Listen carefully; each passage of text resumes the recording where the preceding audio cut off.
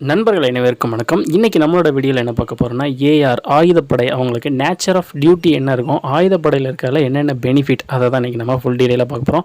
இப்போ நம்ம வந்து ஏதோ போலீஸ்க்கு அப்ளை பண்ணியிருக்கோம், போலீஸ் வேலைக்கு போகிறோம், போலீஸ்க்கு வந்து படிக்கிறோம் அப்படின்னு இல்லாமல், போலீஸில் என்னென்ன டிபார்ட்மெண்ட் இருக்குது, நம்ம ஃபஸ்ட்டு ப்ரிஃபரன்ஸ் எதுக்காக கொடுத்துருக்கோம், அதோட நேச்சர் ஆஃப் டியூட்டி என்ன, அதை தெரிஞ்சுக்கிட்டு நம்ம படிக்கும்போது நம்மளுக்கு படிக்கிறதுக்கு இன்னும் ஒரு ஆர்வம் கொடுக்கும், இன்னும் ஒரு மோட்டிவேஷன் கொடுக்கும். நம்ம அந்த ஜாப்க்கு போயே ஆகணும், பர்டிகுலராக அந்த டிபார்ட்மெண்ட்டுக்கு போயே ஆகணும் அப்படிங்கிற வந்து நமக்கு ஒரு செல்ஃப் மோட்டிவேஷன் இருக்கும். அதனால தான் இந்த வீடியோ மேக் பண்ணுறோம். அதுக்கு முன்னாடி நம்ம சேனலுக்கு புதுசாக வந்திருக்காங்க, கீழே இருக்க ரெட் கலர் சப்ஸ்கிரைப் பண்ணிட்டு மறக்காம பக்கத்தில் இருக்க பெல் சிம்பலை ப்ரெஸ் பண்ணிக்காங்க. வாங்க நண்பா வீடியோக்குள்ளே போகலாம். இப்போ ஆயுதப்படை அப்படின்னு சொல்லி பார்த்தீங்கன்னா, அந்த மாவட்டத்தோட தலைநகரில் ஐஜி ஆஃபீஸ், அதாவது கமிஷனர் ஆஃபீஸ் இருக்குது பார்த்தீங்களா, அங்கே வந்து ஆயுதப்படை இருக்கும். ஒரு சில மாவட்டங்களில் அந்த மாவட்டத்தோட பரப்பளவு, அந்த மாவட்டத்தோட தேவைகளை பொறுத்து 2 அல்லது 3 ஆயுதப்படை கூட இருக்கும். எங்கள் ஊர் வந்து விருதுநகர் மாவட்டம், எங்கள் ஊரில் 3 ஆயுதப்படை இருக்குது. இதை மாதிரி ஒரு சில மாவட்டங்களில் 1 ஆயுதப்படை இருக்கலாம், 3 ஆயுதப்படை, 2 இந்த மாதிரி கூட இருக்கலாம். ஆயுதப்படையோட மெயினான டியூட்டி என்னன்னு பார்த்தீங்கன்னா எஸ்கார்ட், அதாவது கைதிகளை வந்து ஜெயிலிருந்து கோர்ட்டுக்கு எடுத்துகிட்டு போய் அங்கே இருந்து மறுபடியும் ஜெயிலே வந்து சரண்டர் பண்ணுது. கோர்ட்லேருந்து இப்போ அவங்களுக்கு வாய்தா இருக்குது அந்த மாதிரினா ஜட்ஜு முன்னாடி வந்து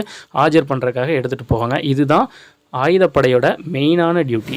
அது மாதிரி எஸ்கார்டு போகும்போது பாதுகாப்புக்கு கன்று கொடுத்து விட்ருவாங்க. இப்போ வந்து ஒரு சில கைதிகள் அப்படின்னா உங்களை சோலோவாக அனுப்புவாங்க. அதாவது இப்போ கைதி இல்லாமல் அவங்களோட பேப்பர் மட்டும் கொண்டு போனால் சோலோவாக அனுப்புவாங்க.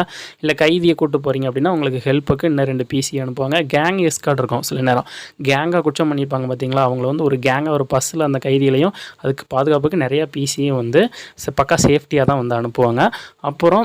அப்புறம் மெயினான டியூட்டி என்னென்னு பார்த்தீங்கன்னா கார்டு டியூட்டி. இப்போ கலெக்டர் ஆஃபீஸ் இருக்குது, கலெக்டரோட வீடு இருக்குது, கமிஷனர் ஆஃபீஸ் இருக்குது, முக்கியமான அரசியல் பிரமுகர் வீடு இருக்குன்னா அங்கே வந்து கார்டு டியூட்டி வந்து இருப்பாங்க. கார்டு டியூட்டி வந்து சிங்கிளாலாம் கிடையாது, ஒரு டீம் கொடுத்துருப்பாங்க. இப்போ 3 பேர் இல்லை 4 பேர் கொடுத்துருப்பாங்க. அந்த 4 பேர் வந்து ரொட்டீனாக ஷிஃப்ட் கணக்கில் பார்க்கணும். சில நேரம் 2 மணி நேரம் டியூட்டி கொடுப்பாங்க, சில பேர் 3 மணி நேரம் அல்லது 4 மணி நேரம் கொடுப்பாங்க. நான் ஒரு ஆள் 4 மணி நேரம் அப்படின்ட்டு கண்டினியூஸாக வந்து பார்ப்பாங்க. இந்த டியூட்டி வந்து ஒரு 1 வீக் அல்லது 10 டேஸ் கொடுப்பாங்க டியூட்டியை பொறுத்து. இதுக்கப்புறம் மெயினான டியூட்டின்னு பார்த்தீங்கன்னா பந்தோபஸ்த் டியூட்டி. காமனாக அது போலீஸில் எல்லா டிபார்ட்மெண்ட்டுக்குமே உண்டு. முக்கியமான கோயில் திருவிழாக்கள் வருது, ஏதாவது போராட்டம் வருதுன்னா பந்தோபஸ்த் டியூட்டி வந்து கொடுப்பாங்க. அப்புறம் உள்ள ஏஆர்லன்னு போயிட்டிங்கன்னா அங்கே பல டிபார்ட்மெண்ட் இருக்கும். அதில் நமக்கு பிடிச்ச இது வந்து கூட எடுத்துக்கலாம். டிரைவிங் தெரிஞ்சவங்க வந்து எம்டி டிரைவிங் போய்க்கலாம், இன்ஸ்பெக்டருக்கு டிரைவிங்காக போகிறது, கமிஷனருக்கு டிரைவிங்காக போகிறது, இந்த மாதிரி டிரைவிங் தெரிஞ்சால் டிரைவிங் போய்க்கலாம். கமாண்டோ முடிச்சவங்க கன்மேன் ஆகிக்கலாம். கன்மேன்னா கலெக்டருக்கு சேஃப்டிக்கு பின்னாடி பாதுகாப்பு இருப்பாங்க பார்த்தீங்களா, இந்த மாதிரி வந்து கன்மேனாக வந்து போய்க்கலாம். செக்ஷனுக்கு கம்ப்யூட்டர் நல்லா தெரியும் அப்படின்றதா செக்ஷனுக்கு கம்ப்யூட்டர் ஆப்ரேட்டராக போய்க்கலாம். ஆஃபீஸ் ஒர்க் இருக்குது, எல்லாருக்கும் டியூட்டி பிரித்து கொடுக்குறது, சேலரி மெயின்டைன் பண்ணுறது, இந்த மாதிரி ஆஃபீஸ் ஒர்க் இருக்குது. போலீஸ் கேன்டீனில் இருக்கும். கேன்டீன்லேயும் வந்து கான்ஸ்டபிள் தான் இருப்பாங்க. சரிங்களா, வெளியிலேருந்துலாம் ஆள் இருக்க மாட்டாங்க. உள்ளே அதுக்கும் கேன்டீனுக்கும் ஆள் எடுப்பாங்க. அப்புறம் பார்த்தீங்கன்னா எஸ்எஃப்னு ஒரு டீமில் இருக்கும். எப்போயுமே ரோந்து பணியில் வருவாங்க பார்த்தீங்களா, அதுக்குன்னு எஸ்எஃப்னு ஒரு தனியாக ஒரு டீம் ஆள் எடுப்பாங்க. இது மாதிரி ஒரு ஏஆர்னு போயிட்டாலே அதுக்கு உள்ளேயே பல டிபார்ட்மெண்ட் இருக்கும், பல விதமான ஒர்க் இருக்கும். நம்ம அதுக்கு என்ன ஒர்க்கு பிடிச்சிக்கோ அதை எடுத்துக்கலாம். இல்லை நார்மலாக நான் ஜென்ரல் டியூட்டியில் இருக்கேன், ஜென்ரலில் இருக்கனால இருந்துக்கலாம். ஜென்ரலில் இருக்கிறவங்களுக்கு தான் எஸ்கார்டு, கார்டு, பந்தோபஸ்து இந்த மாதிரி டியூட்டி வந்து கொடுப்பாங்க. அப்புறம் பட்டாலியனுக்கு வந்து ரொம்ப மூவ்மெண்ட் இருக்கும். ஏஆருக்கு வந்து அவ்வளோ மூவ்மெண்ட் இருக்காது, ரொம்ப இருக்காது, ஆனால் மூவ்மெண்ட்டு இருக்கும். முக்கியமான டியூட்டிகளுக்கு மட்டும் ஏஆர் வந்து மூவ்மெண்ட்டுக்கு அனுப்புவாங்க. இப்போ தமிழ்நாடு லெவலில் ஏதாவது பெரிய திருவிழா நடக்க, இல்லை குடியரசுத் தலைவர் வந்து தமிழ்நாட்டுக்கு ஒரு பிளேஸ்க்கு வராங்க, அந்த மாதிரி முக்கியமான டியூட்டிகளுக்கு மட்டும் ஏஆர் வந்து மூவ்மெண்ட்டுக்கு அனுப்புவாங்க. பட்டாலியனுக்கு வந்து ஆனால் அடிக்கடி வந்து மூவ்மெண்ட் இருக்கும். அடுத்து ஏஆர் வந்து இப்போ நிலையான ஒரு டியூட்டி. இப்போ பட்டாலியனுக்கு வந்து இப்போ ஒரு 3 மாதம் ஒரு கேம்ப் போட்டிருப்பாங்க, அடுத்த 3 மாதம் வேறு இடத்துக்கு மூவ்மெண்ட் பண்ணிடுவாங்க. அதனால் அவங்க ஃபேமிலியாக மெயின்டைன் பண்ண முடியாது. ஆனால் ஏஆர் வந்து எப்போயுமே இப்போ வந்து ஒருத்தவங்க கோயம்புத்தூர் ஏஆர்னா அவங்க கோயம்புத்தூர் ஏஆர் தான். டியூட்டிக்கு எப்போயா போனாலும் அவங்க ட்ரான்ஸ்ஃபர் ஆக வேண்டிய வரைக்கும் கோயம்புத்தூர் ஏஆர் தான். அதனால் ஃபேமிலியாக அங்கே வந்து இருந்துக்கலாம்.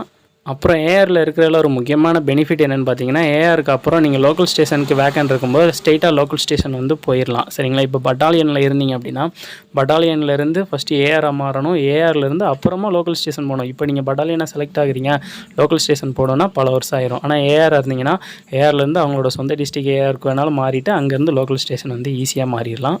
அப்புறம் ஏஆரில் வந்து இண்டிவிஜுவல் டியூட்டி வந்து கொஞ்சம் அதிகமாக இருக்கும். நீங்கள் இண்டிவிஜுவலாக நிறைய கற்றுக்கலாம் இங்கே வந்து. ஆனால் பட்டாலியனில் வந்து எல்லாமே கேங்காக தான் வந்து டியூட்டி போகிறாப்புல இருக்குமா, அதனால் பெருசாக அங்கே கற்றுக்க முடியாது. ஏஆரில் வந்து நீங்கள் எஸ்கார்டுக்கெலாம் தனியாக ஒரு சில நேரம் அனுப்புவாங்க. அந்நேரம் நீங்கள் நிறையா கற்றுக்கலாம், நிறைய பழக்க வழக்கங்கள் வந்து ஏஆருக்கு வந்து கிடைக்கும்.